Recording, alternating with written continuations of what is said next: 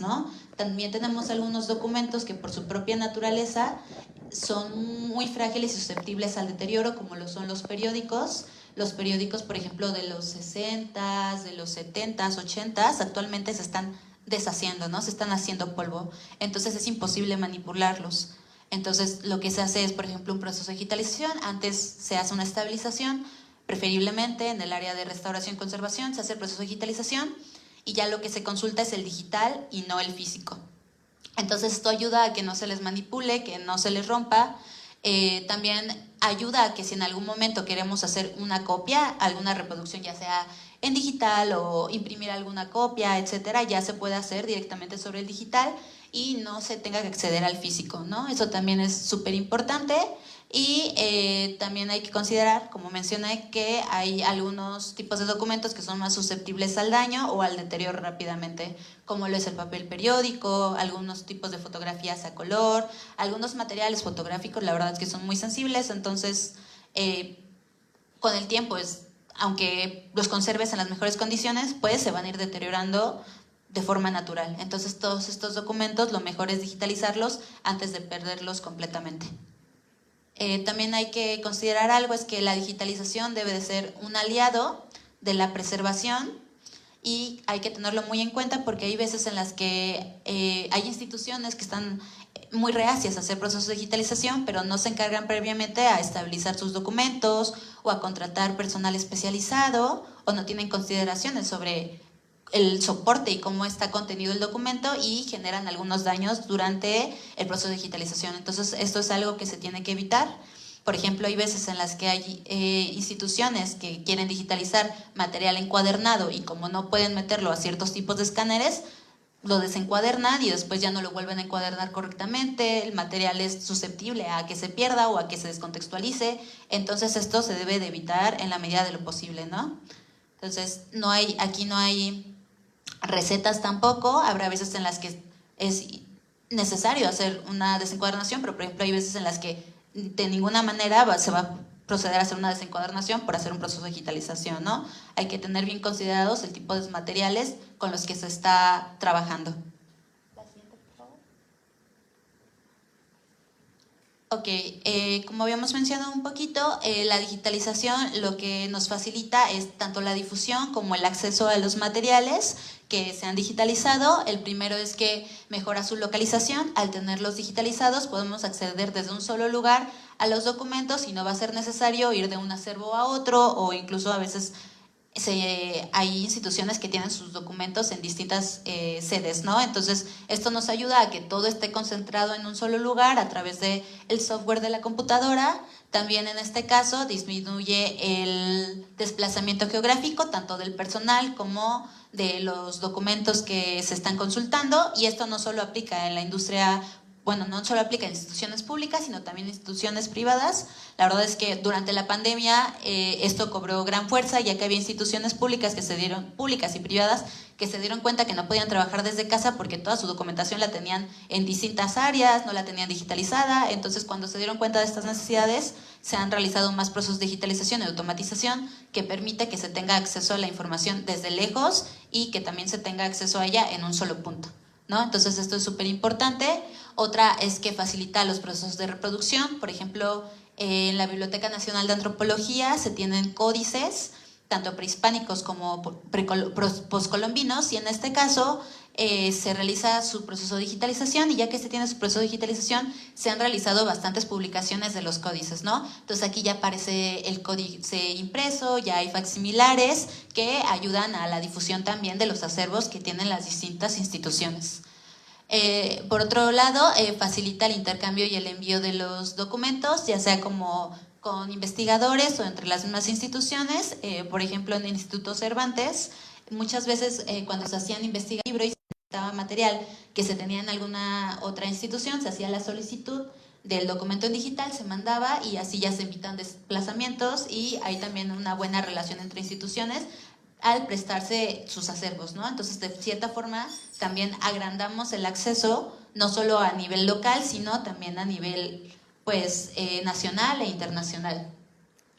También, por otro lado, facilita el acceso de acuerdo al contexto. Hay instituciones que tienen acervos de distintos tipos, ¿no? Está el acervo histórico, el acervo arqueológico, el acervo tal. Entonces esto ayuda a poder tener acceso a los distintos tipos de acervos. Y por último, pero no menos relevante, también al tener nuestros documentos digitalizados, damos acceso a un mayor número de personas, incluyendo aquellas que puedan tener algún tipo de discapacidad, ¿no? O sea, si hay alguien que tiene un tipo de discapacidad, que motriz, por ejemplo, pues se le va a facilitar mucho más que pueda hacer una consulta en línea y que tenga el documento a que tenga que desplazarse hasta el archivo. O, por ejemplo, también al tener un documento digitalizado y que este tenga reconocimiento de los caracteres, que tenga OSR, al tener esto, le puede pedir a la computadora que lea la información, ¿no? Entonces ya no va a ser necesario que vea el documento para poder tener acceso a él, o ya también teniendo digitalizado para las personas que tienen problemas de visión, pues se pueden hacer también versiones en braille, ya que lo tienes digitalizado, puedes hacer como más fácil con un reconocimiento de caracteres el poder pasarlo a braille, ¿no? Entonces, la verdad es que esto ayuda mucho, no solo a las personas, investigadores normales, sino también a aquellos que tengan capacidades diferentes. La siguiente, por favor. Ahora también ayuda mucho a mejorar la imagen tanto de instituciones públicas como de instituciones privadas, ya que esto ayuda a que tengan pues una percepción por parte de es una empresa o institución de vanguardia, ¿no? Esto va a decir, ellos están haciendo las cosas de manera tecnológica, ellos tienen todo en un mismo dispositivo, pueden prestar su información de manera rápida, sencilla, y también, por ejemplo, en el caso de México, las instituciones públicas tienen que cumplir con la ley de archivos y también con la ley de acceso a la información, ¿no? Estas dos leyes hacen que se mantengan los documentos en buen estado, pero también que se tenga acceso a estos documentos de manera rápida y en un tiempo pues bastante, o sea, pues reducido, ¿no? Entonces, al tener todos tus documentos digitalizados y bien localizados, puedes incluso cumplir con las obligaciones que tienes de acuerdo a la ley de archivos, por ejemplo. La siguiente, por favor. Por otro lado, también nos permite ampliar la infraestructura, ya sea de un negocio o también de instituciones públicas, ya que se le puede dar acceso a mayores mercados a nivel nacional o internacional. También en este caso se puede optimizar el empleo que se le da a nuestra información. Por ejemplo, también lo que se ha hecho de tener mayor transparencia y también un gobierno de datos abiertos, ayuda a que instituciones privadas, por ejemplo, puedan acceder a datos que no pudiesen acceder de manera, o sea, acceder inmediatamente con sus recursos, ¿no? Entonces, al tener acceso a información gubernamental, pueden hacer también proyectos con esos datos que ayuden a mejorar la economía, ¿no? Eso es también muy importante a nivel estado. Y por otro lado también se pueden dar como toda esta información o estos servicios a distintas personas. Por otro lado, también como mencioné, tener toda esta infraestructura te va a ayudar a poder persuadir a tener personas que donen dinero a tus instituciones, poder acceder a concursos, a becas. Entonces, esto no solo es algo en lo que vas a gastar, sino también es algo que te puede ayudar a traer recursos exteriores, ¿no? Entonces, esto es muy importante. Por ejemplo, el caso de la Biblioteca Nacional de Antropología e Historia, ellos hicieron un proyecto de digitalización, hicieron toda su investigación, se hizo todo escrito, y posterior a ello se solicitó un apoyo por parte de CONACYT, ¿no? Entonces, gracias a esto, ellos ya pudieron adquirir el equipo, adquirieron varios escáneres, cámaras. Entonces, pues realmente no solo es un gasto, sino que también puede ayudarte a preservar tu colección a través de solicitud de estipendios en el medio exterior, ¿no? Y por último, también te permite hacer la renovación de tus infraestructuras, principalmente en el ámbito privado. Tener toda esta metadata en un solo sitio puede ayudar también a hacer procesos de, por ejemplo, de análisis de datos, ciencia de datos, que pueden ayudar a las compañías a tomar mejores decisiones a largo plazo. La siguiente, por favor. Por otro lado, como ya vimos un poquito anteriormente, permite ir en contra de la obsolescencia de los medios. Hay ciertos dispositivos que de forma natural se van a degradar y por más que los tratamos de conservar, en algún momento van a perder se va a perder su lectura. Entonces, en este caso, tener estos documentos o dispositivos digitalizados nos va a permitir renovar esa copia digital y tener acceso a ellos a largo plazo, ¿no? Algunos ejemplos que tienen este tipo de padecimientos de documentos serían aquellos documentos que son audiovisuales o bien sonoros, como lo son todos los que están hechos de acetato de celulosa, los de nitrato de celulosa o los de síndrome de vinagre, ¿no? La siguiente, por favor. Por otro lado, nos va a facilitar la elaboración de nuevos contenidos, como mencioné anteriormente. Al tenerlos ya en digital, podemos generar, por ejemplo, podemos generar libros, ¿no? Publicaciones. Ahí en el archivo de Sinaloa se hizo una investigación sobre por ejemplo, se puede hacer una investigación sobre cierta constitución y ya teniendo los documentos digitales, estos se pueden incluir, por ejemplo, en publicaciones que también apoyen a la difusión de los acervos con los que contamos en México. También se puede hacer la reutilización de estos contenidos, como mencioné, se pueden hacer libros, se pueden hacer facsímiles, también estos se pueden publicar en las redes sociales. En el archivo de Sinaloa cada tanto se publican documentos, también hay otras instituciones que los utilizan de esta manera y básicamente ayuda bastante en todas las labores para poder llegar a cumplir, a abastecer toda la demanda que se puede tener de los archivos que se tienen. Ahora, estas son las consideraciones que debemos de tener previas a realizar un proceso de digitalización. La primera sería la importancia y el tipo de fondo. Entonces, por ejemplo, hay fondos históricos que son de mayor relevancia, que son los que vamos a querer conservar a largo plazo, y habrá otros fondos que tal vez son un poco menos importantes o que los documentos están en muy buen estado de conservación y pueden esperar un poco más. También tenemos que considerar el volumen. No es lo mismo digitalizar 100 hojas a digitalizar un fondo completo. Entonces esto hay que tenerlo bien en consideración, ya que de esto va a depender completamente los tiempos que se van a contemplar, también el dinero que se va a necesitar, el personal. Entonces es necesario tener muy en cuenta esto para también saber todo lo que se va a requerir previo a la proyección de un proceso de digitalización. Por otro lado, también se tiene que considerar el estado de conservación. Cuando tenemos documentos que son muy frágiles, que son rígidos, pues vamos a utilizar, por ejemplo, un tipo de escáner especializado. Vamos a requerir de personal que sepa poder manipular estos documentos que son muy frágiles, ya que si no es así, se pueden dañar durante la digitalización y esto es algo que queremos evitar. Y por otro lado, también se tiene que tener en consideración los materiales constitutivos, ¿no? No es lo mismo digitalizar una fotografía que, por ejemplo, es brillante y que si no ponemos bien la luz va a reflejar y no se va a ver bien la digitalización, a digitalizar un documento en mate, ¿no? Es completamente distinto el medio que tengamos. También habrá materiales que son mucho más rígidos, que no nos permitan, por ejemplo, utilizar un escáner que sea masivo, y habrá documentos que son como mucho más actuales, que son completamente flexibles, que podemos utilizar escáneres que son mucho más rápidos. Entonces esto también hay que tenerlo bien en consideración.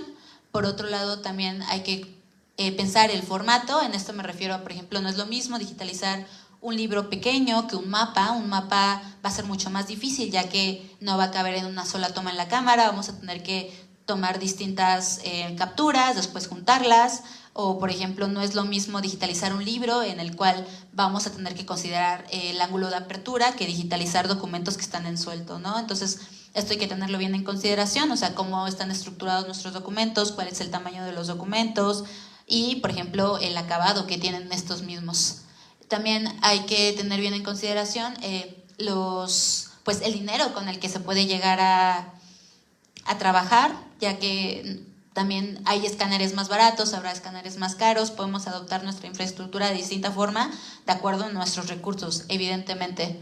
También hay que considerar el equipo con el que se cuenta, ¿no? O sea, evidentemente para un proceso de digitalización vas a necesitar por lo menos 2 computadoras, una en la que se vayan viendo tus documentos digitalizados, otra en la que se vaya haciendo la edición de los documentos, en las que se vaya guardando, en la que se vaya organizando la información. Entonces tienes que considerar si tienes, por ejemplo, previamente 2 computadoras, si tienes una cámara, si tienes un escáner. Si ya todo esto lo tienes, pues ya son costos que ya puedes restar, o si no, pues son costos que tienes que estar considerando desde un inicio. También hay que considerar el equipo con el que se cuenta. hay veces en las que no se tiene equipo especializado en digitalización, en preservación digital, entonces este equipo ya sea que se contrate de forma externa o bien que se empiece a capacitar para poder cumplir con las labores del trabajo. Por ejemplo, ya lo veremos más adelante, si se hace digitalización con cámaras fotográficas, pues evidentemente vamos a necesitar a alguien que sepa utilizar bien una cámara profesional. No es lo mismo tomar una fotografía con tu celular que tener que agarrar una reflex, saber cuáles son los parámetros, acomodar tus luces, entre otras cosas. También hay que tener en consideración que vamos a necesitar siempre cierta infraestructura, vamos a necesitar un lugar específico en el que se realicen los procesos de digitalización, vamos a requerir que este lugar tenga cierto tipo de iluminación, que esté localizado tal vez en un lugar estratégico, etcétera, ¿no? Esto también hay que tenerlo en consideración previamente. Por otro lado está también la formación, de la que ya hablamos un poco, que sería como cuál es la formación que tiene tu equipo, las capacitaciones con las que también cuenta el equipo y las políticas de la institución, ¿no? Para las que, por ejemplo, cierto fondo va a ser mucho más importante porque lo solicitan más que otro, o habrá instituciones en las que su giro sea, no sé, por ejemplo, hablando de una agencia que se encargue de elaborar autos, va a ser mucho más importante para ellos conservar sus documentos de los diseños de los autos que tal vez otro tipo de documentos como lo son sobre el mantenimiento de las oficinas, ¿no? Entonces, de acuerdo al giro que tenga la institución o la empresa, va a haber ciertos documentos que tengan mayor importancia que otros. También hay que tener apoyo de los directivos. En este caso, como mencioné, si no tenemos apoyo de los directivos es muy complicado poder correr todo lo demás. Y por último, hay que tener en consideración a los usuarios de, por ejemplo, de bibliotecas o archivos públicos, ¿no? O sea, hay veces en las que los usuarios naturalmente solicitan mucho más un documento que otro, entonces aquellos documentos que son más solicitados son los que debemos de digitalizar primero, ya que son los que se están necesitando mucho más, ¿no? Ahora vamos a ver acerca de dos tipos de perspectivas que se pueden tener al iniciar un proyecto de digitalización. Una sería la patrimonial y otra sería la reprográfica. En este caso, para poder saber qué tipo de perspectiva vamos a tomar, hay que tener en consideración el valor del continente. El continente sería el soporte en el que está sustentado nuestro documento. Entonces, ahí hay que tener en consideración si está como, ya sea en un panfleto, si el documento está en un periódico, o sea, en dónde está contenido nuestro documento. Por otro lado, también hay que tener bien en consideración si este documento tiene un valor histórico. Por ejemplo, hay documentos que no tienen un valor histórico, sino un valor meramente administrativo. No sé si aquí haya gente del área de archivos, algún archivólogo. Entonces, en este caso, por ejemplo, tienen distintos valores nuestros documentos, ¿no? Entonces, de acuerdo también a los valores que sustenten, unos van a ser más importantes o más susceptibles a un proceso de digitalización que conserve todas sus características, y habrá otros en los que realmente lo que nos importa es meramente la información que tiene.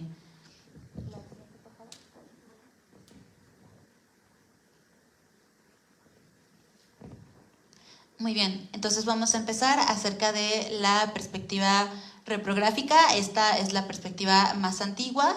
En este caso, pues tiene origen en la reprografía funcional. Aquí se le da acceso principalmente al documento. Lo que queremos es acceder a su información, al contenido que tiene en el original, no necesariamente a las características que lo conforman. En este caso, lo que cobra mayor importancia es el contenido intelectual. Aquí no nos importa si está hecho en uno u otro documento.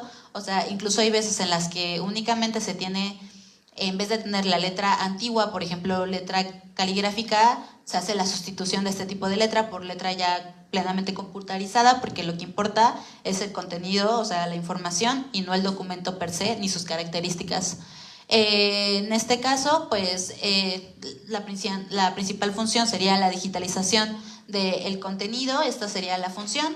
Y también hay que considerar que se realiza principalmente en documentos textuales que son muy legibles, ¿no? O sea, por ejemplo, aquellos documentos que tuviesen un tipo de letra colonial que fuera concatenada o así, no serían susceptibles a este tipo de digitalización, porque pues realmente no se puede acceder directamente al contenido textual, ¿no? También hay que tener en consideración que requieren, al ser imágenes en blanco y negro, o sea que solo tienen este tipo de pixelaje, pues no requieren mucho almacenamiento, ¿no? O sea, ya lo veremos, ya veremos cómo se conforman los píxeles. Entonces, tiene mucho más información digital una imagen a color que una imagen en blanco y negro. Entonces, al tener esto en blanco y negro, lo que nos va a permitir es poder almacenar muchas más imágenes en un espacio de guardado, de almacenamiento mucho menor. También va a ser más fácil poder hacer cualquier tipo de cambio en este tipo de imágenes, poder acceder a ellas, y también hay que tener en consideración que muchas veces incluso los detalles en este tipo de digitalización se eliminan, ¿no? Hay veces en las que si se ve una pequeña una raya por aquí que no tiene que ver con la letra y que es plenamente de el documento que tenemos, pues se borra eso y únicamente lo que se conservan son las letras, ¿no? Aquí es plenamente el contenido textual el que es de importancia, y normalmente si es que se realiza en gráficos mucho más sencillos. O sea, si tenemos por ejemplo un grabado, si tenemos una acuarela dentro del documento que queremos preservar, esta definitivamente no sería el tipo de digitalización con la que vamos a proseguir, ¿no? También hay que considerar que en lo absoluto se eliminan, bueno, todos los aspectos formales, y ya como mencionamos también muchas veces se hace eliminación de ellos durante el proceso de desarrollo en la digitalización. Como mencioné, estos fueron los primeros procesos que se realizaron de digitalización. Estos tienen origen en los años 80 y 90.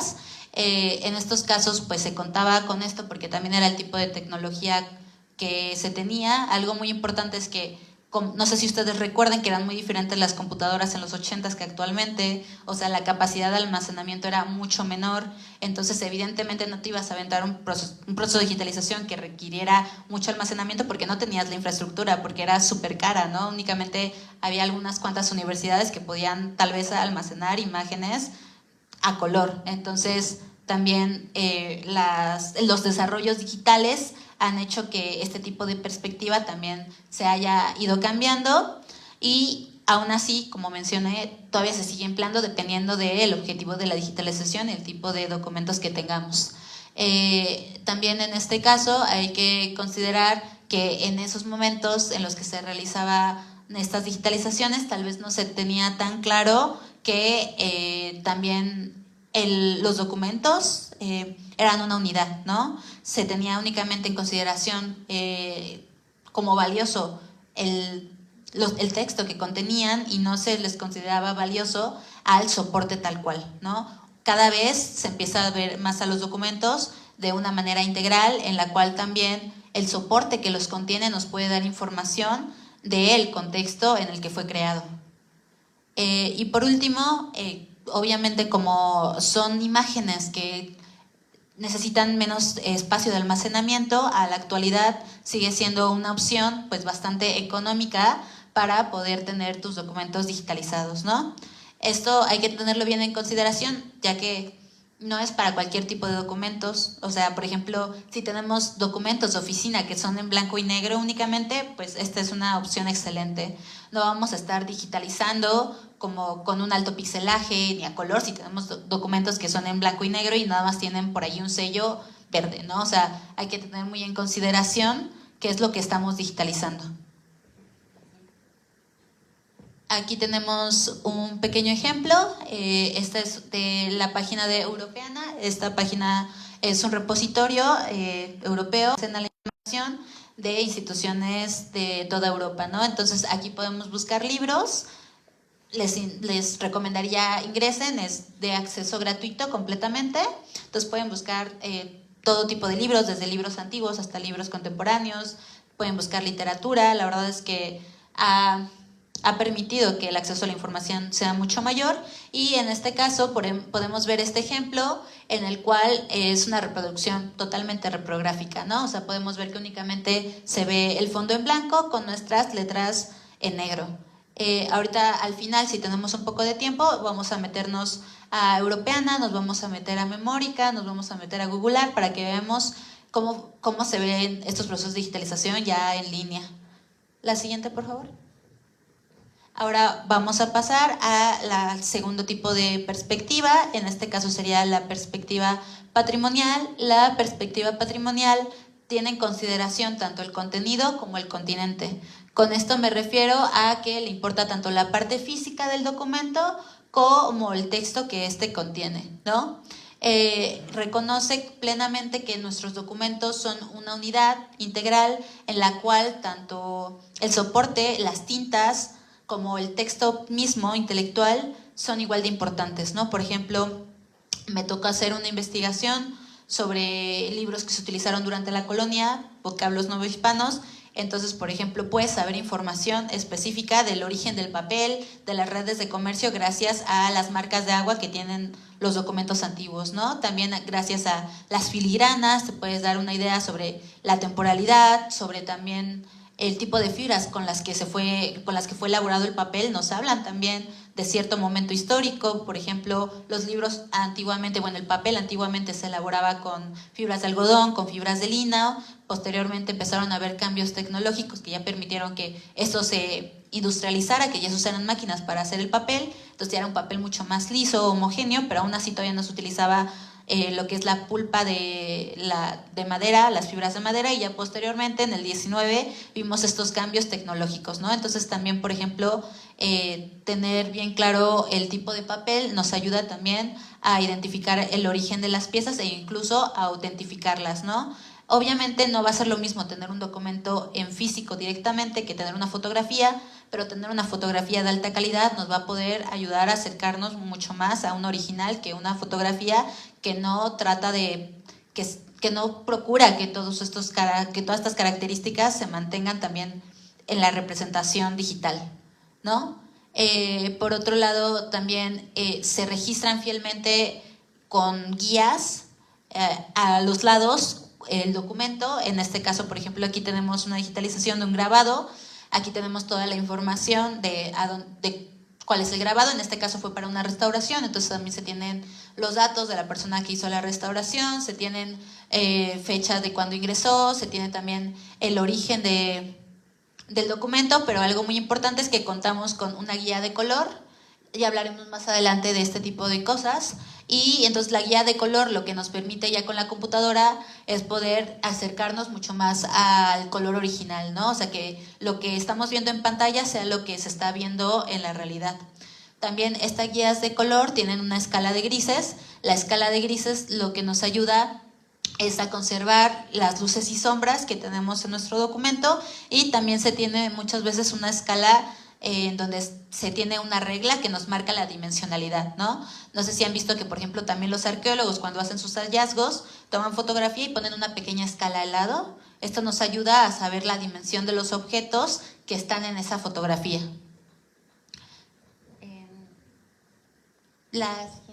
Bueno, hay veces que como estos documentos normalmente son muy complejos y son históricos, se tiene tanto esta versión, la versión que sería como la completa, la patrimonial, acompañada de una versión un poquito, o sea, una versión como la que vimos anteriormente, en la cual se transcriban la información que se tiene en el otro, ¿no? Porque hay veces en las que tenemos documentos que tienen una letra muy compleja que no es accesible para todos, entonces al hacer la transcripción se va a poder tener acceso a ambos, tanto al contenido intelectual como también a toda la parte de los medios físicos. Entonces, ¿cuáles son las consideraciones que se van a tener para poder hacer este tipo de digitalizaciones con una perspectiva patrimonial? La primera es que nos interesa el contenido intelectual, o sea, todo lo que está escrito, y debe de ser muy claro cada trazo, o sea, cada letra, cada sello, todo se debe ver con claridad. El segundo es toda la parte estética. Aquí sí nos va a interesar cómo se ven las luces, cómo se ven las sombras, si tenemos incluso manchas, o sea, también nos habla de la historia, ¿no? Hay veces en las que se digitalizan ciertos documentos que pueden tener, por ejemplo, la marca de cuando lo pasan con el dedo, eso nos va a hablar de su uso. Habrá encuadernaciones que tengan como partes mucho más dañadas, también debido al tipo de uso, o incluso anotaciones. En este caso, todo esto nos va a interesar. Nos va a interesar también que se alcancen a percibir los medios con los que se realizó el documento. Por ejemplo, en el caso de obra gráfica, nos va a interesar que se alcance a ver los trazos de grafito, los trazos de lápiz, si es en el caso de un documento, una obra gráfica que fue hecha con algún tipo de pintura, también vamos a querer ver los trazos, los pinceles, incluso hay veces que se conservan también cuando se pierden hebras de los pinceles, podemos ver allí una pequeña hebra de nuestro pincel. Todo eso nos va a hablar de la historia de vida de los documentos, ¿no? Incluso veces en las que durante la digitalización no solo se digitaliza el documento, sino también los testigos que contienen nuestros documentos, ¿no? Hay testigos que nos hablan de quién lo elaboró o quién lo tenía, quién lo compró. O sea, no sé si algunas veces ustedes en algún libro lo están leyendo, no tienen un separador y meten algo allí para poder separar la hoja y de repente lo olvidan. Entonces esto sería un testigo que nos hablaría como, por ejemplo, de ese momento histórico, ¿no? Hay ciertos autores que, por ejemplo, ahorita no recuerdo cuál, que cuando consultaba sus libros estaba tocando la barba, entonces de repente hay pelos de la barba allí, ¿no? O sea, todo esto también hay veces en las que son consideraciones que se van a querer también mantener durante la digitalización de alguna forma, ¿no? También se deben de mantener todas las características físicas, incluso hay veces en las que se hacen tomas distintas para poder tener, por ejemplo, la filigrana. Hay actualmente, luego les paso la página si ustedes gustan, hay un banco de filigranas en donde se ha hecho como una investigación acerca de esto, entonces todas estas se conservan, o sea, las filigranas y también no sé si ustedes sepan acerca de filigranas, marcas de agua, si no igual mañana procuraré traerles algún pequeño ejemplo para que lo vean. Entonces todo esto nos habla acerca de la procedencia del objeto, de su temporalidad, de dónde viene, etcétera, ¿no? O sea, por ejemplo, no sé si ustedes sepan, pero el papel de forma inicial no se hacía aquí en la Nueva España, sino que se mandaba a traer del exterior. Entonces tienen marcas de agua que son de otros países, ¿no? Entonces podemos saber incluso de la procedencia misma del papel, si ese papel venía de España, si ese papel venía de Europa, de Italia, y pues nos habla también de todas las redes de comercio que había en ese momento. También nos van a interesar los medios de escritura, nos van a interesar, por ejemplo, si se hizo con tinta china, si se hizo con un lápiz, si se hizo con tintas ferrogálicas. Todo esto va a ser de nuestro interés cuando hagamos una digitalización con una perspectiva patrimonial, y también nos van a interesar características de los elementos gráficos, también nos van a interesar elementos de la encuadernación, por ejemplo. Ya lo veremos más adelante cuando son documentos, por ejemplo, documentos encuadernados antiguos muy importantes, no solo se le toma foto al contenido, sino que se le toma foto también al exterior del libro, ¿no? Tenemos fotos de lo que sería la encuadernación, tenemos fotos también de los laterales, ya que pues también es parte del libro y a veces incluso nos hablan de las técnicas que se empleaban en ese momento, ¿no? Hay unas muy ricas que incluso incluyen pedrería y algunas que incluyen también metales, entonces todo esto también se conserva durante el proceso de digitalización. También nos habla de un poquito de la tridimensionalidad, del formato. Al tener esta guía que tenemos con números, nos puede guiar sobre el tamaño del objeto. Por ejemplo, si tenemos esta guía, si tenemos el mismo tamaño de una computadora, vamos a saber a través de esta guía si se trata de un mapa o si se trata de un documento que es tamaño carta, ¿no? Eso también nos puede ayudar muchísimo. Y por último, también nos habla de la técnica de manufactura. Como mencioné, nos puede hablar si fue un documento que se hizo de manera industrial, si se hizo de manera artesanal, etcétera. Bueno, toda esta información es relevante porque pues aporta mucha información a los investigadores, nos aporta información acerca del contexto de origen, de dónde procede nuestro documento, nos aporta información sobre la historia de vida, o sea, por ejemplo, si hay documentos que tienen cierto deterioro específico, nos habla de cómo eran utilizados, por qué fueron utilizados. O sea, por ejemplo, imagínense que hay un libro que se digitaliza de alguna biblioteca privada y por allí tiene dibujos de un niño pequeño, pues te pudieses imaginar que a la persona a la que le pertenecía tenía pequeños niños que andaban por ahí dibujando en sus libros, ¿no? O sea, toda esa información también la puedes obtener. Y también nos habla de la historia de la escritura. En estos casos, al tener tal cual el documento per se, nos puede hablar del tipo de letras que se tenían, de temas de diplomática, también nos habla sobre qué tan oficial era el documento. Hay durante la época colonial había ciertos detalles que nos hablaban sobre la oficialidad, ¿no? Si se tenía cierto tipo de firma, si se tenían sellos de agua, si se tenían sellos de cera, todo esto también nos habla de la originalidad del documento per se. También nos ayuda a identificar detección de, pues, de falsos documentos, de falsificaciones. Obviamente, no va, como mencioné, no es lo mismo tener un documento digital que tener uno físico, pero tener un buen documento digitalizado nos va a ayudar un poco más. Por otro lado, también nos ayuda a identificar en el caso de que haya alteraciones que se hicieron a propósito. Por ejemplo, hay investigadores a los que les sirve más una digitalización que mantenga un pequeño marco alrededor negro, o sea, que se alcanza a ver el fondo en el que fue tomado el documento, porque así se aseguran que no fue cortada la imagen y que no fue cortada información, ¿no? Hay, por ejemplo, algunos investigadores que si la digitalización está cortada al margen, solicitan forzosamente el físico porque quieren ver los bordes de la imagen y que no se haya alterado de ninguna forma el documento original, ¿no? O sea, por ejemplo, esto también se utiliza mucho en libros. Cuando se arranca una hoja de un documento que está encuadernado, pues vamos a poder ver si se arrancó o no, si es que tenemos este tipo de perspectiva, ¿no? Si es que quien digitaliza también conserva este tipo de detalles. Si no se conservan, pues es difícil poder identificarlo. Y por último, también podemos saber algunos aspectos del escribiente. Por ejemplo, podemos ver si alguien escribió algo de forma apresurada, si se escribió lentamente. Todos estos tipos de detalles los vamos a percibir a través de una buena representación digital de un documento. Ahora, ¿cuáles van a ser los requisitos para poder tener este tipo de perspectiva? Principalmente los requisitos técnicos.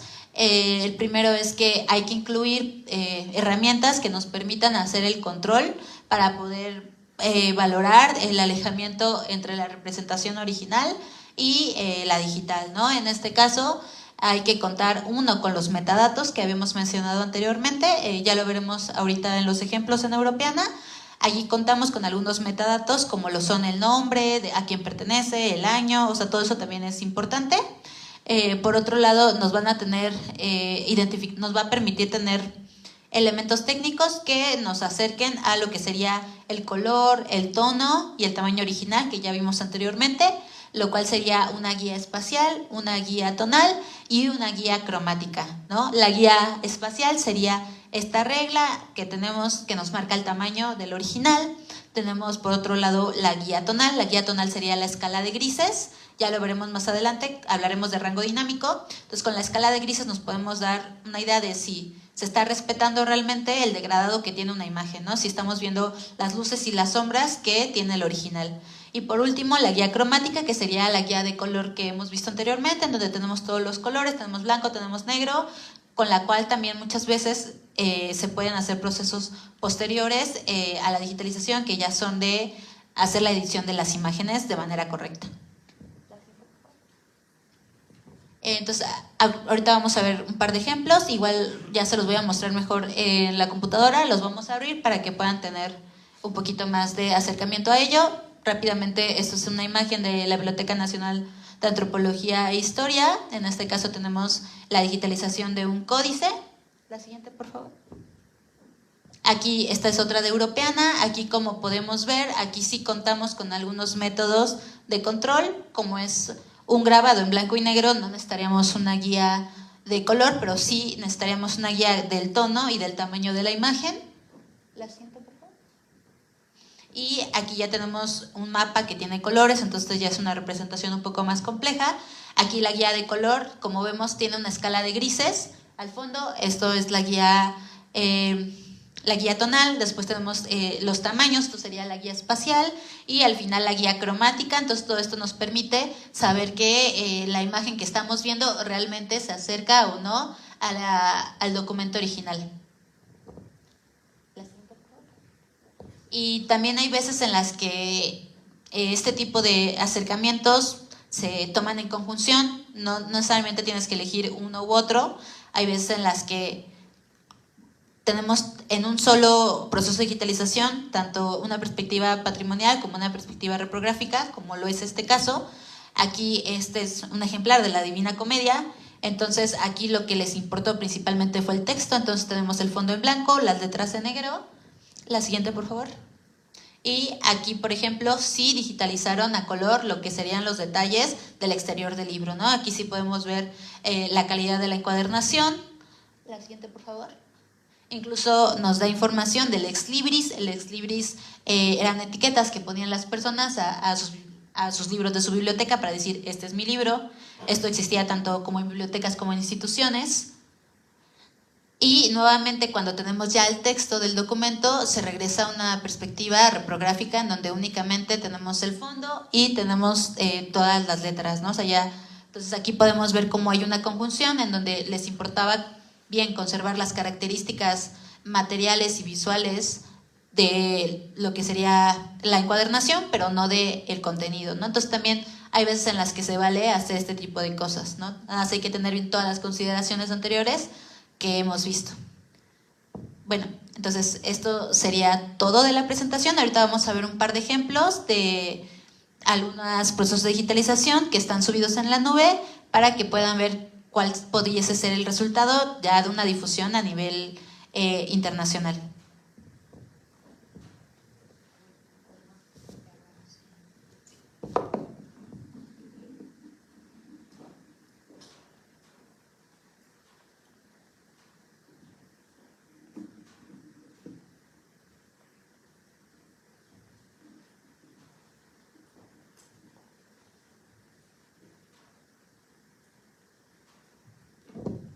Igual mientras los abrimos, no sé si haya dudas o preguntas sobre el tema.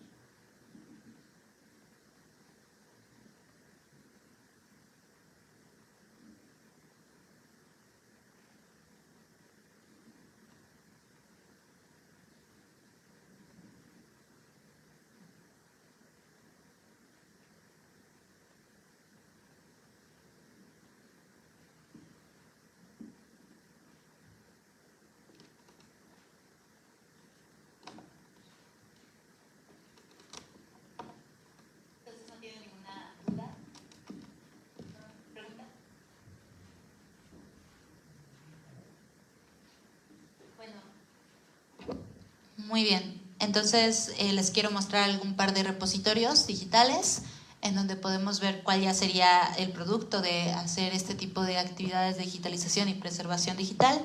Entonces, el primero que tenemos sería Europeana. Europeana es un acervo digital en el cual tenemos información, bueno, libros, documentos, gráficos, fotografías, diapositivas de documentos de Europa, ¿no? Aquí hay distintas universidades que han colaborado, la Universidad Complutense de Madrid, ha colaborado la Universidad de Oxford, la Biblioteca Nacional de Antropología, la Biblioteca Nacional de España, o sea, realmente hay varios repositorios juntos aquí. Hay algunos documentos que están ya incluidos dentro de la página, hay otros en los cuales te redirecciona a la página original y pues básicamente todo esto es de acceso abierto, no tienes que pagar en lo absoluto, únicamente haces la búsqueda y puedes acceder a ellos. Entonces, no sé si alguno tenga curiosidad en específico, tal vez por encontrar algún libro o algo, o quieren que empecemos a verla de forma general.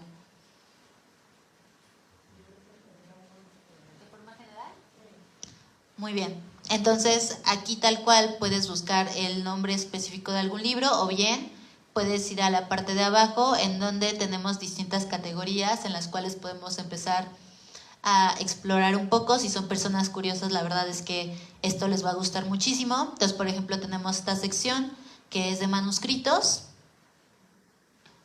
Accedemos a ella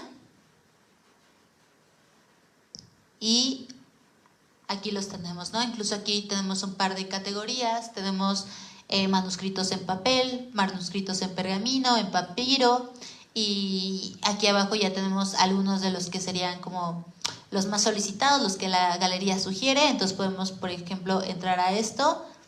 Tenemos este manuscrito destacado.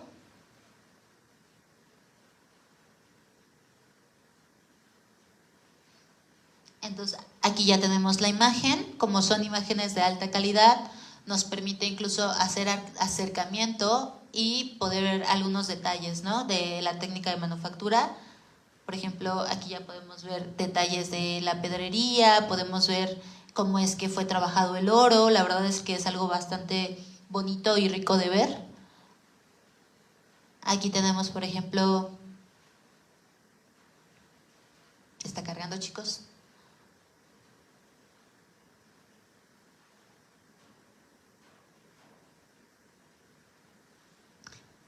Tenemos aquí la imagen de una de la contraguarda.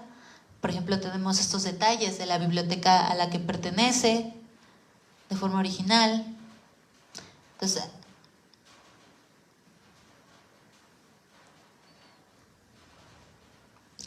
aquí, por ejemplo, podemos ver un sello, podemos ver lo que les había mencionado.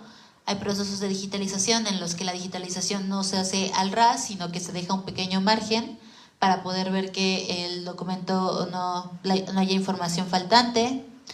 También este tipo de documentos normalmente pues su apertura no es muy amplia, ¿no? Entonces puede haber como ciertas distorsiones o ciertas pues momentos en los que la hoja no esté muy recta, pero eso es natural por el tipo de documentos que se están digitalizando.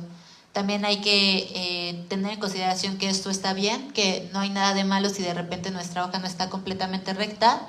Hay veces en las que los documentos no nos los va a permitir y no vamos a forzar a los documentos a que abran más o a dañarlos solo para tener lo que sería una digitalización perfecta, ¿no? Entonces también esto hay que tenerlo en consideración. Y aquí podemos ver algunos detalles como lo son un poquito de la naturaleza del papel. Si nos acercamos más,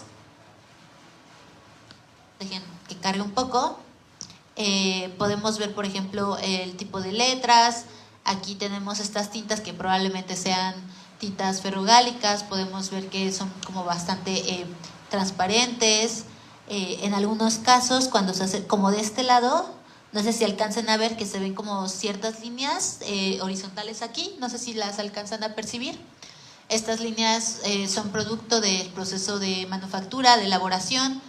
Entonces todo esto lo podemos saber gracias a un buen proceso de digitalización. Ahorita tal vez si carga un poquito más podremos verlas. Entonces tenemos, por ejemplo, ese tipo de ejemplares.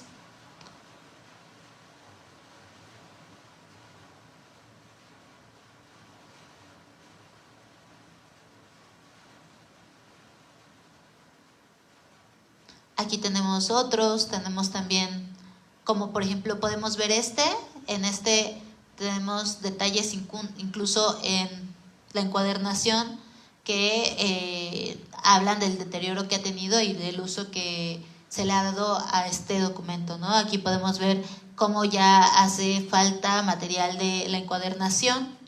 Podemos ver también que se utilizaron nervios para el libro. Podemos ver aquí también que nos faltaba un material que nos ayudaba a poder cerrar y mantener el libro cerrado completamente. Aquí ya podemos ver más adelante, pues ya empezar a ver la información. Podemos ver que es un libro pues antiguo por el tipo de caligrafía que tiene. Podemos ver incluso los sellos de las bibliotecas a los que pertenecen, como lo vemos aquí. Entonces, todo este tipo de información es la que podemos preservar incluso en una imagen. Aquí incluso tenemos por temáticas, ¿no? Podemos también consultar imágenes o documentos acerca de moda, de música, patrimonio industrial, periódicos, pero cabe destacar que para poder llegar a este nivel de desglose se tuvo que hacer una buena clasificación y tener bien claros los metadatos, ¿no? Al tener etiquetada nuestra información ya podemos incluir una imagen dentro de una categoría u otra. Si no la tenemos, pues sería muy difícil hacer esto de manera ordenada. Entonces, podemos ver aquí también, por ejemplo, fotografías, podemos ver pinturas, grabados. Y todo esto es material que han compartido estas instituciones de forma gratuita, ¿no? Estoy viendo si tenemos, por ejemplo, algún ejemplar en el cual logremos ver alguna guía tonal o algo del estilo.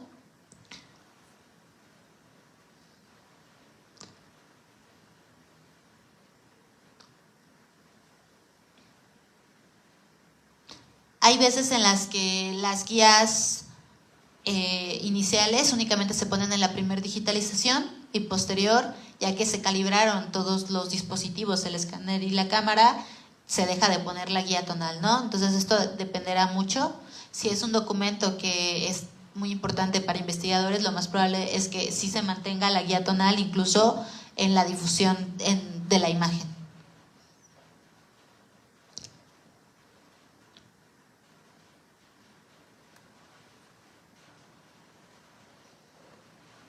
Como les había comentado, cualquier tipo de soporte que tenga información es susceptible a llamarse documento. Por ejemplo, aquí tenemos una digitalización en piedra, eso también sería un tipo de documento, entre otras cosas.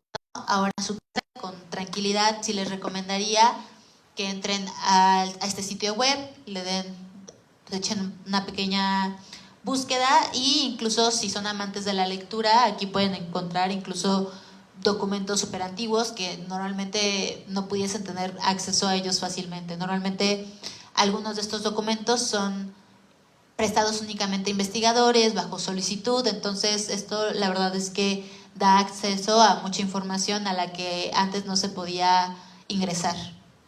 Entonces podemos decir que se ha democratizado el conocimiento gracias a todo este tipo de trabajos.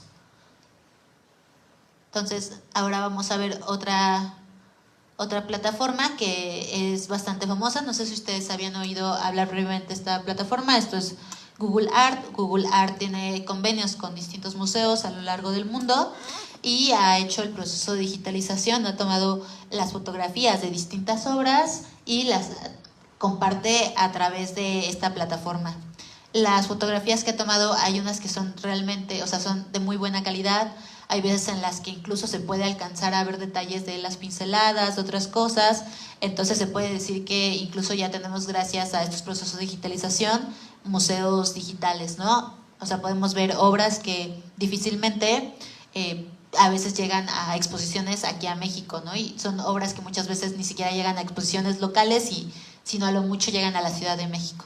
Entonces esto pues ayuda a que tengamos acceso a todo esto de forma mundial.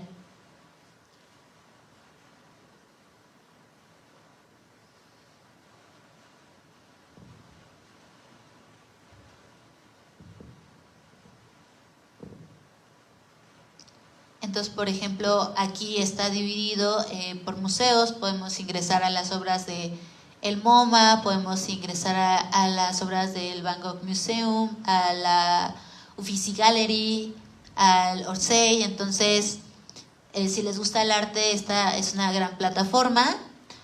Y no sé, ¿a qué museo les apetecería ahorita entrar? ¿A cuál? Al de Louvre. ¿Al de Louvre?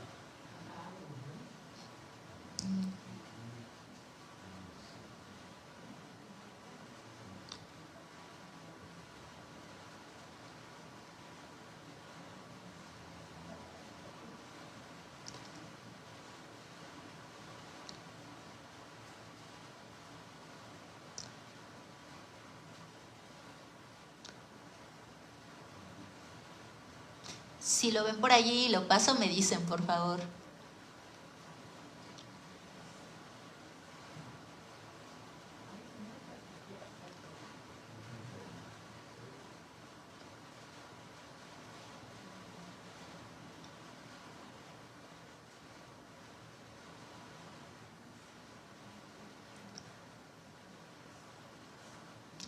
Bueno, no lo encuentro rápidamente. ¿Hay algún otro que les apetezca de los que ya hemos pasado? ¿El de Van Gogh?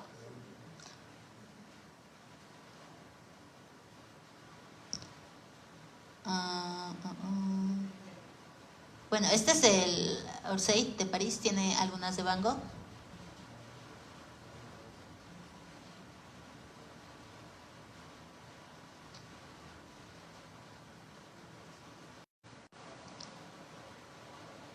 Y podemos ver algunos detalles de las pinceladas, de la pintura.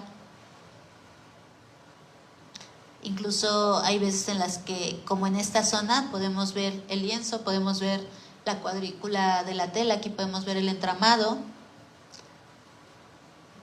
Entonces, para poder generar esta clase de digitalizaciones, se toman fotografías a profesionales con un pixelaje muy alto que nos permite ya después poder acceder a estos detalles, ¿no?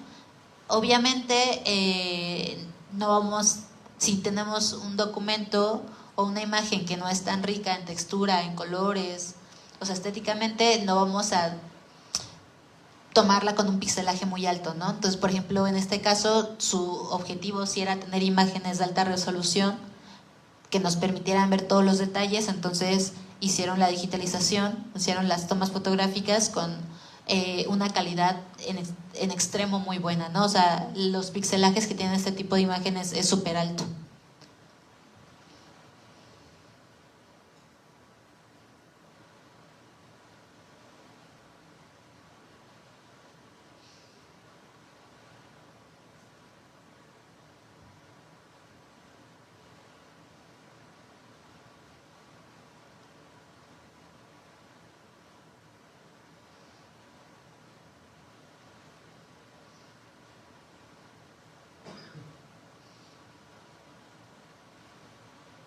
Entonces aquí igualmente podemos ver que es una imagen súper rica, vemos todos los tonos, las pinceladas.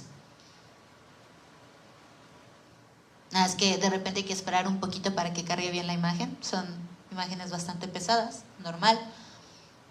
Entonces igual si ustedes son amantes del arte, les recomiendo en la tarde entrar aquí, pueden ver cientos de obras que están a lo largo del mundo, los museos más reconocidos. Y ahora vamos a entrar a un ejemplo mexicano que es Memórica. En parte todos estos esfuerzos se han realizado gracias a Memórica. Memórica es parte de la AGN y de archivos procedentes de todo el país. Entonces, normalmente hacen la solicitud a los archivos, les dicen, dame tantas imágenes que sean de las más importantes de tu acervo, por favor dámelas con tal calidad, quiero todos estos metadatos, y ellos ya se encargan de tener el repositorio digital al cual podemos acceder actualmente también de forma completamente gratuita.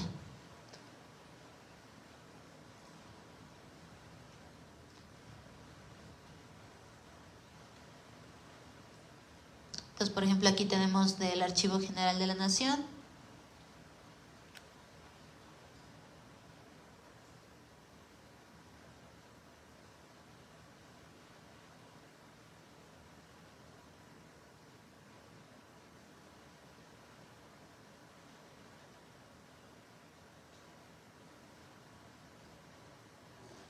Aquí pueden encontrar información de todos los archivos estatales, de otros también archivos locales, de los archivos de los congresos.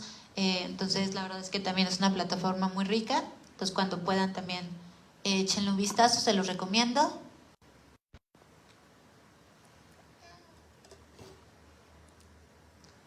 ver.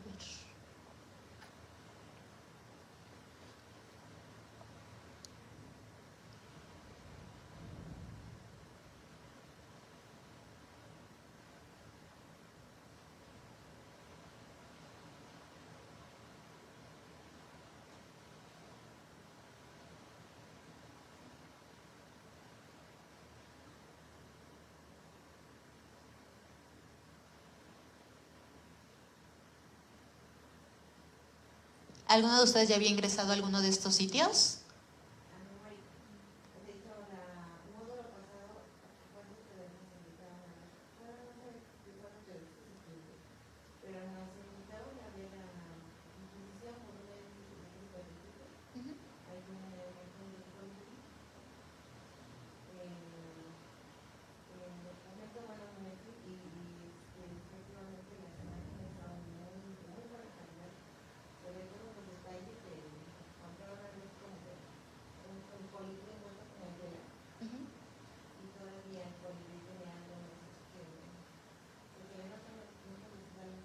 Sí.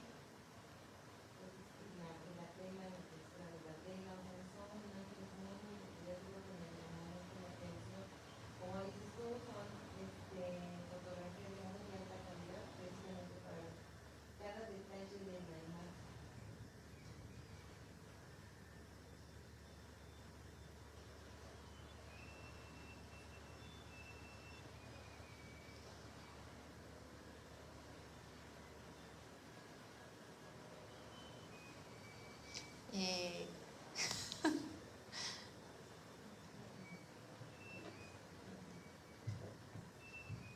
sí, la verdad es que con Memorica han hecho un gran trabajo y podemos ver también un ejemplo mexicano en donde tenemos un repositorio bastante bien organizado y con imágenes de alta calidad.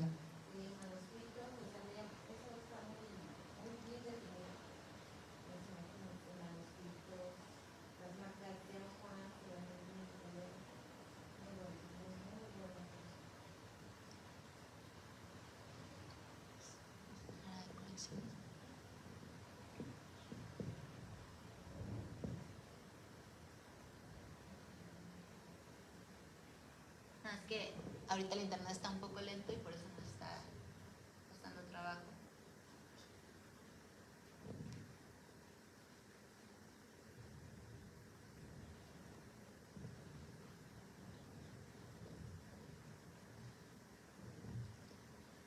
Aquí podemos ver ya algunos ejemplos previos.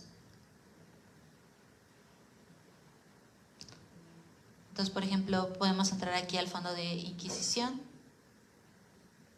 También ahorita podemos entrar al sitio de la Biblioteca Nacional de Antropología e Historia. Allí también tienen pues códices de los más importantes y pueden acceder a ellos. La verdad es que también han hecho un trabajo monumental.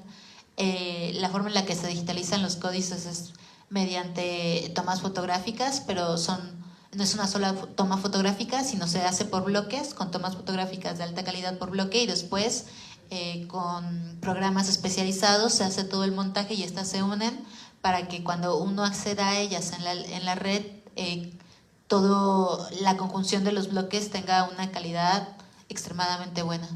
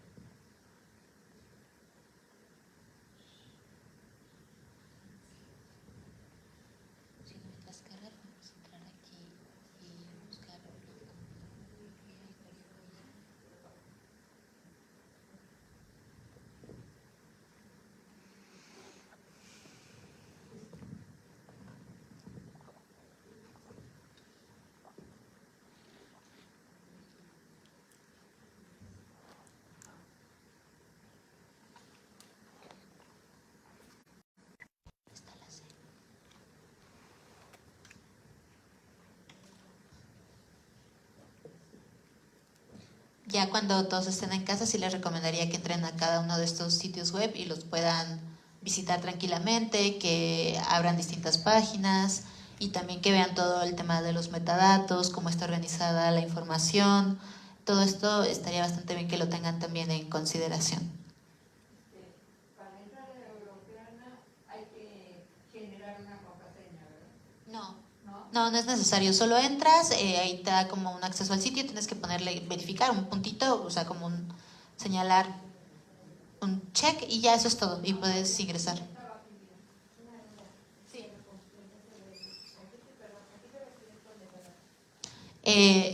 Metadato tal cual es el dato de los datos, ¿no? O sea, esto se refiere al etiquetamiento de nuestros datos. Sería la etiqueta que tienen, por ejemplo, incluso para documentación, la documentación nuestra que se almacena en el sistema, por ejemplo, de nacimiento tiene metadatos. Tu nombre sería un metadato, ¿no? Y el valor nombre sería el metadato y el valor sería tu nombre o mi nombre, ¿no? Esos serían los valores de esos metadatos. Edad, ¿no? El metadato sería edad, o sea, cómo se etiqueta, y el valor ya sería 41, 55, etcétera. Hay distintos sistemas de metadatos, hay sistemas de metadatos para fotografía, sistemas de metadatos para bibliotecología, para documentación, entonces también hay como distintos modos, ¿no? También de acuerdo a las políticas de la institución habrá también ciertos nombres específicos. Esto es muy importante porque los metadatos nos dan la posibilidad de poder acceder a la información que tenemos. Si no tienes etiquetada tu información, no la vas a poder encontrar, ¿no?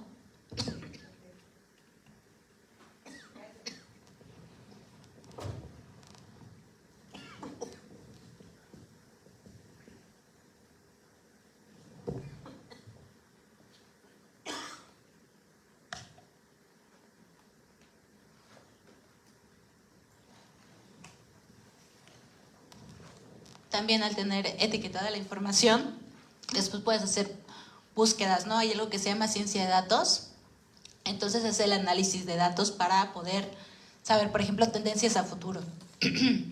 Entonces tener toda etiquetada toda esta información organizada sin valores nulos te permite que estos modelos funcionen rápidamente, ¿no? Entonces la verdad es que son súper importantes.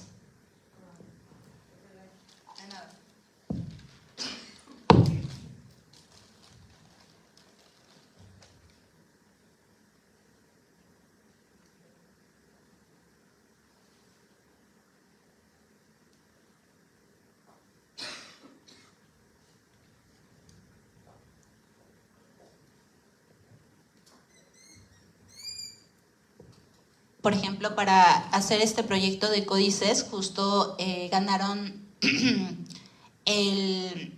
uno de los apoyos de CONACYT, ¿no? Para poder tener el equipo para esto, ¿no? En algunas cosas. La verdad es que la Biblioteca Nacional de Antropología no solo está digitalizando su acervo, sino que también apoya al exterior también. Entonces, como les mencionaba, tener toda esta información no solo nos sirve para digitalizar, sino también para poder ganar subsidios o tener dinero extra por parte del exterior para poder mantener nuestras colecciones.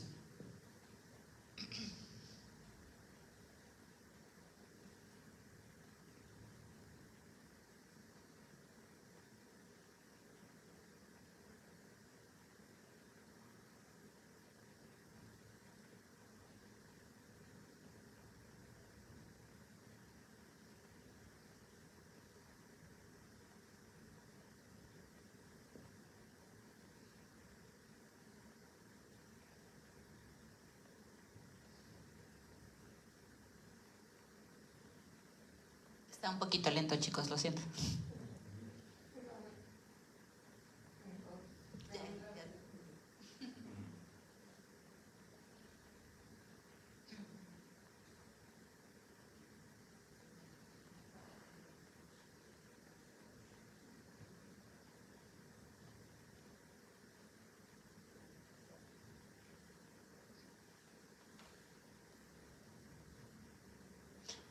Bueno, no está cargando muy bien, pero aquí también tienen como los códices de acuerdo al tiempo, al espacio, o sea, tenemos códices de distintas temporalidades. Miren, aquí los tenemos del siglo XVI, del siglo XVIII, del siglo XVII, XVIII y del siglo XIX. Entonces pueden acceder a ellos. Por ejemplo, este es el Códice Badiano. ¿En dónde se buscan los temas? ¿De cuáles códices? ¿Te aparecen códices de cualquier parte de México? No, aquí aparecen o sea, hay de distintas partes de México, pero en específico son los que tienen en la biblioteca. Entonces, por ejemplo, tenemos este códice que es el de la Cruz Martín de Badiano, conocido popularmente como el Códice Badiano. Este códice es de 1552, está hecho con papel europeo y la verdad es que es un libro chiquito. Me tocó verlo a mí en vivo, siendo restaurador allí, entonces es un libro así pequeño. Tiene una historia, en este caso se hizo para un sacerdote, ya después si gustan pueden entrar y ver un poquito más de la información.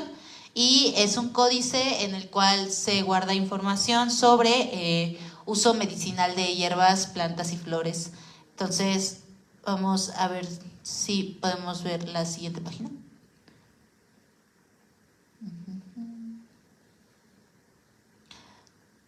Está cargando muy lento esto. Pero en este se incluye, por ejemplo, es información, es como una especie de acuarela en la cual podemos ver todas las hierbas, podemos ver también detalles de la técnica de manufactura.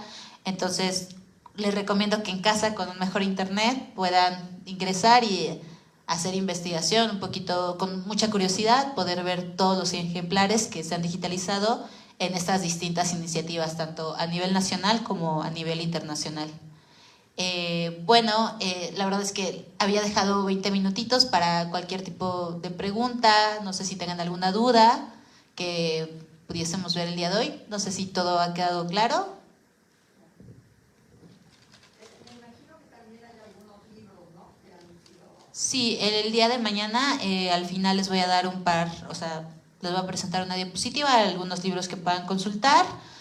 Hay muchos documentos, principalmente hay manuales de digitalización que a grosso modo te dicen principalmente temas sobre los estándares a considerar, cuál sería el pixelaje que utilizas para un tipo de documento u otro, te dicen a grosso modo algunos tipos de escáneres, pero la verdad es que son bastante acotados. Entonces, el día de mañana vamos a ver información sobre los estándares, sobre los escáneres, información sobre qué es un píxel, cómo elegimos el pixelaje de nuestras imágenes, vamos a ver la tecnología que hay detrás de una imagen digital, ya veremos que son imágenes que se llaman imágenes raster, entonces todo esto lo vamos a ver el día de mañana, que serían inicialmente todas las bases que se deben de tener, principalmente conceptualmente, para poder empezar a ingresar al mundo de la digitalización.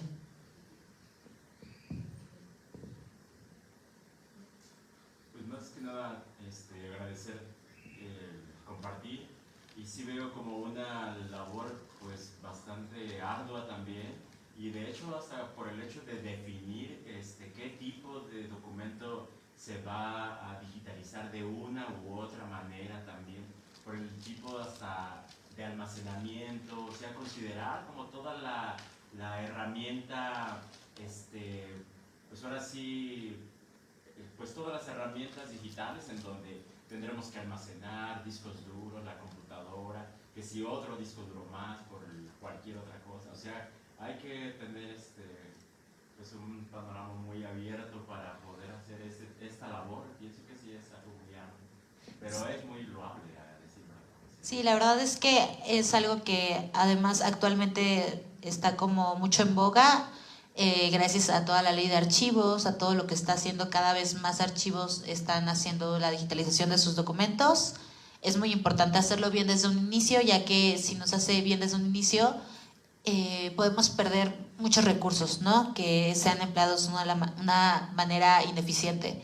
Entonces, si se tienen todas estas consideraciones previas, podemos hacer el uso de los recursos de una mejor manera. Entonces, hay que tenerlo muy en consideración, y también, como comenté, cada vez que hacemos un plan de digitalización, también hay que tenerlo a la par de un plan de preservación digital, ¿no? También se necesita una infraestructura, se necesitan recursos para poder conservar nuestras imágenes digitales a largo plazo. ¿Alguna ¿Algún otro comentario, alguna duda? ¿No? Muy bien, bueno, el día de mañana va a ser bastante intensivo, vamos a ver muchos temas, va a ser largo, va a ser pesado, entonces les recomiendo que descansen bien, que vengan mucha energía y que vayan con, no sé, pues con toda la apertura del mundo para aprender. Entonces les agradezco mucho su asistencia, los veo el día de mañana, ha sido un gusto.